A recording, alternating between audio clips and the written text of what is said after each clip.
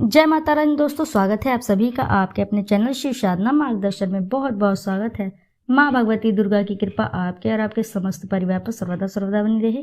दोस्तों, आज की इस वीडियो में मैं बात करूंगी कि नवरात्रि में यानी कि 17 अप्रैल नवरात्रि में कन्या पूजन के समय आपको किन किन बातों का ध्यान रखना चाहिए और कन्या पूजते समय आपको कौन सी सावधानियां बरतनी चाहिए और इसी के साथ कन्या पूजन के समय आपको कौन सी गलतियां नहीं करनी है, इस वीडियो में आपको बताने वाली हूँ। इन समस्त जानकारी को आप इस वीडियो में प्राप्त करेंगे। नवरात्रि का यह पर्व माँ दुर्गा की पूजा उपासना का पर्व है। इस काल में ब्रह्मांड के सारे ग्रह एक साथ एकत्रित होकर सक्रिय हो जाते हैं और इसका जो दुष्प्रभाव सभी जीवों पर पड़ता है उससे बचने के लिए नवरात्रि में माँ दुर्गा की पूजा की जाती है। माता के 9 अलग अलग स्वरूपों का पूजन किया जाता है। दोस्तों, यह पर्व इस साल 9 अप्रैल 2024 से शुरू होकर 17 अप्रैल को इसकी समाप्ति होगी। महानवमी का पर्व मनाया जाएगा। शास्त्रों के अनुसार नवरात्रि के दिन में माता रानी का पूजन करने से देवी भक्तों को अभय वरदान प्रदान करती हैं। सच्चे और एकाग्र भक्तों को कष्टों का निवारण शीघ्र ही करती हैं। माँ की उपासना से विनम्रता का विकास होता है। सभी कष्ट, दुख, दरिद्रता दूर हो जाते हैं। नवरात्रि में माता रानी का पूजन और व्रत रखा जाता है, लेकिन नवरात्रि के दौरान सबसे ज्यादा महत्व होता है कन्या पूजन का माना जाता है। माता रानी व्रत और पूजन से इतनी प्रसन्न नहीं होती जितना कि कन्या पूजन से होती हैं। नवरात्रि में छोटी छोटी कन्याओं को माता रानी का स्वरूप माना जाता है। कन्याओं को भोग लगाया जाता है, बदले में आशीर्वाद मांगा जाता है। कन्याओं को प्रसन्न करने के लिए उपहार दिए जाते हैं। माना जाता है कन्याओं यदि कोई भेंट दी जाए तो वह उसे स्वीकार कर ले तो इसका मतलब है कि माता रानी ने वह भेंट स्वीकार कर ली है। जिन पर कन्या प्रसन्न होती है, माना जाता है उन्हें माता रानी का आशीर्वाद मिल गया और माता रानी की कृपा से उन्हें मुंह मांगा वरदान प्राप्त हो जाता है। नवरात्रि में 2 वर्ष से 10 वर्ष तक की कन्या का पूजन होना चाहिए। अष्टमी अथवा नवमी को कन्याओं के पैर धोकर भोजन कराना और सामर्थ्य के अनुसार दान देना सबसे श्रेष्ठ है। 2 वर्ष की कन्या को कुमारी कहा जाता है। इसके पूजन से दुख और दरिद्र दूर होता है। 3 वर्ष की कन्या को त्रिमूर्ति कहा जाता है और इनके पूजन से सुख समृद्धि आती है। 4 वर्ष की कन्या को कल्याणी कहा जाता है। इनके पूजन से भक्त का कल्याण होता है। 5 वर्ष की कन्या को रोहिणी कहा जाता है। इनके पूजन से रोग से मुक्ति मिलती है। 6 वर्ष की कन्या को काली का रूप माना जाता है। इनकी पूजा से विद्या, विजय और राज्य की प्राप्ति होती है। 7 वर्ष की कन्या को चंडिका माना जाता है। इनके पूजन से ऐश्वर्य की प्राप्ति होती है और 8 वर्ष की कन्या को श्यामभवी का रूप माना जाता है। इनके पूजन से वाद विवाद विजय मिलती है। 9 वर्ष की कन्या को दुर्गा का स्वरूप माना जाता है और इनके पूजन से शत्रुओं का नाश होता है। 10 वर्ष की कन्या को सुभद्रा कहा गया है। इनके पूजन से सभी मनोरथ पूर्ण हो जाते हैं। अगर इनका पूजन नवमी के दिन कोई भक्त करते हैं तो वह वैसी स्थिति में प्रसाद ग्रहण करते समय 2 से 10 वर्ष तक की आयु के बालक को भी प्रसाद ग्रहण कराना चाहिए। शास्त्रों में कहा गया है कि बगैर भैरव और हनुमान जी के पूजन के कन्या पूजन विशेष फल प्राप्त नहीं होता है।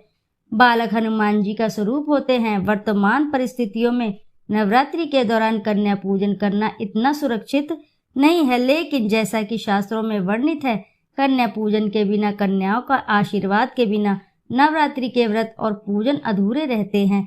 और आज इस वीडियो द्वारा मैं आपको ऐसी चीज आपको बताने जा रही हूँ जिससे आप नवरात्रि के दौरान किसी भी कन्या को दे देते हैं तो आपको माँ दुर्गा का आशीर्वाद प्राप्त होगा। माता रानी की कृपा से आपके जीवन में चली आ रही बड़ी से बड़ी परेशानी भी समाप्त हो जाएगी। घर में सुख समृद्धि आएगी, जीवन खुशहाल हो जाएगा।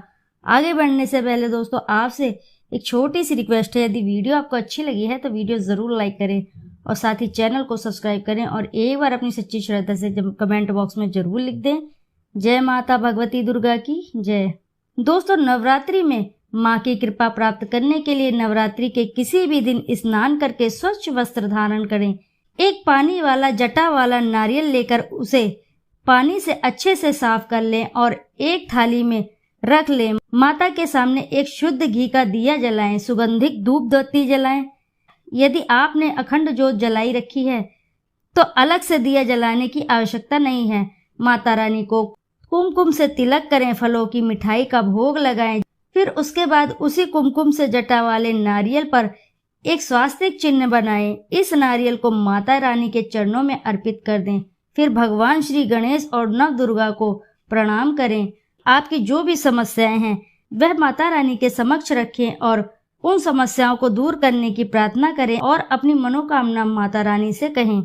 फिर आप माता रानी के इस मंत्र का जाप अवश्य करें, जो कि इस प्रकार है। ओम सर्व मंगल मांगल्ये शिवे सेवार्थ साधिके शरण्ये त्र्यंबकम गौरी नारायणे नमस्तुते। मंत्र को एक बार फिर से दोहराएं। ओम सर्व मंगल मांगल्ये शिवे सेवार्थ साधिके शरण्ये त्र्यंबकम गौरी नारायणे नमस्तुते।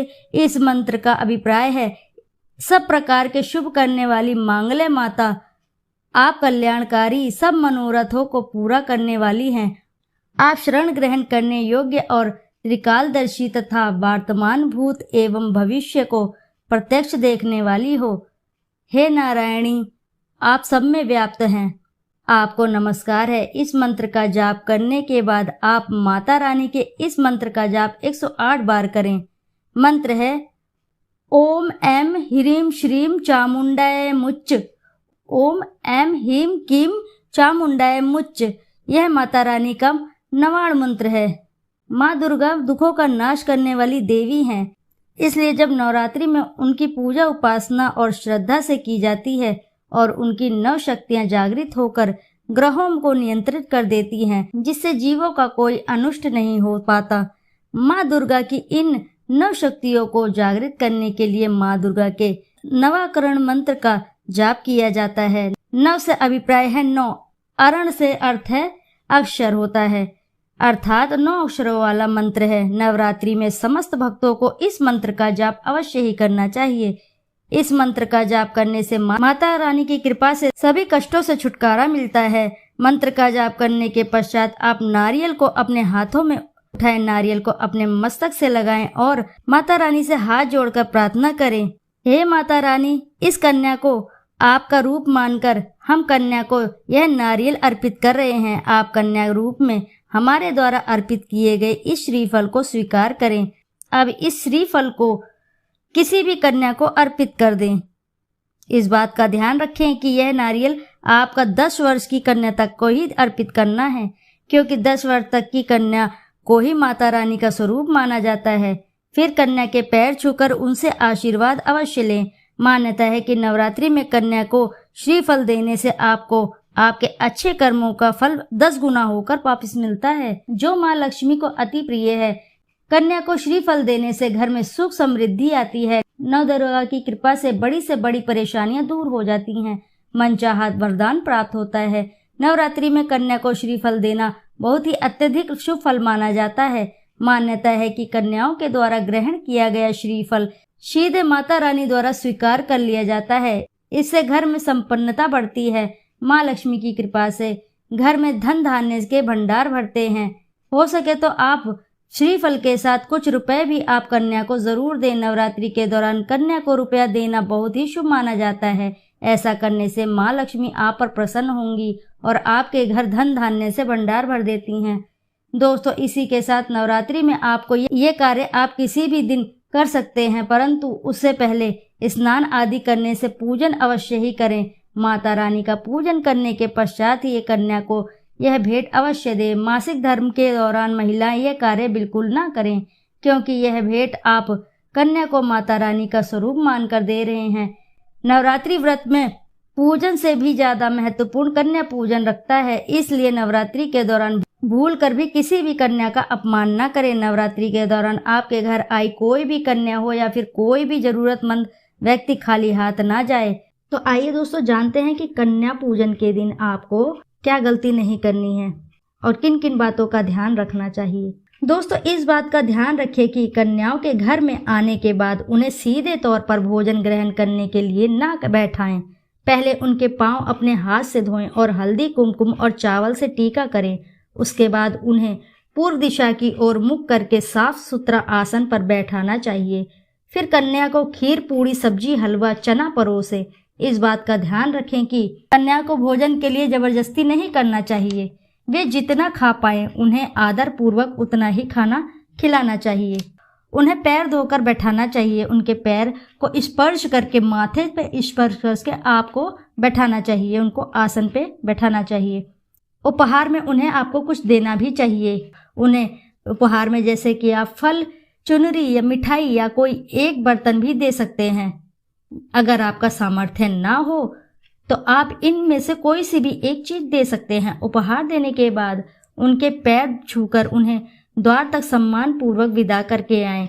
दोस्तों, कन्या पूजन करने में कुछ सावधानियां भी रखनी चाहिए। ऐसा करते वक्त कन्याओं को जरा सा भी डांटे नहीं और पूरी श्रद्धा के साथ उनकी पूजा करें। कन्या को इस दिन भूल कर भी बासी भोजन ना कराएं और कन्याओं के साथ कम से कम एक बालक को भी कन्या के पूजन के समय बैठाना चाहिए। बालक को भैरव का रूप माना जाता है। कन्याओं के विदा होने के बाद तुरंत साफ सफाई में नहीं लग जाना चाहिए। यदि आपके पास कन्या पूजन करने का समय नहीं है या फिर किसी अन्य कारण से आप पूजन नहीं कर पा रहे हैं तो मंदिर में यथाशक्ति भोजन भेजकर दान करवा देना चाहिए। दोस्तों, कन्याओं का भूल कर भी किसी प्रकार का अपमान ना करें और कन्याओं के लिए जो भोजन बनाए उसमें भूल कर भी लहसुन प्याज का प्रयोग ना करें।